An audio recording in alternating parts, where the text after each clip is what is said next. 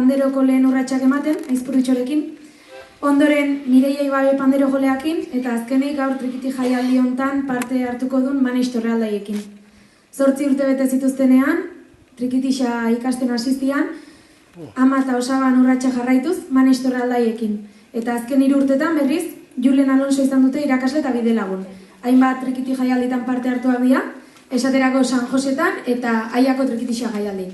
Eta, eskerrak eman nahi omen dizkie behaiek, Lazkaoko jaialdi hontako antolatzaile eta laguntzaile guztiri, jaialdi hau antolatzen indako lanagatik eta parte hartzeko aukera emateagatik, eta azkenengo aipamen berezia Julen Alonsori jaialdi hauek prestatzen emandako babes eta goxotasunagatik.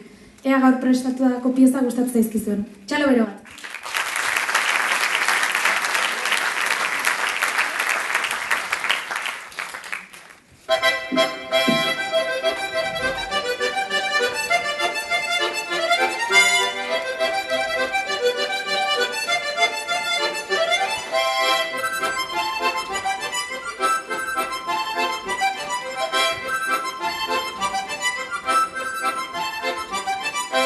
Lagunak eta lehen hori honun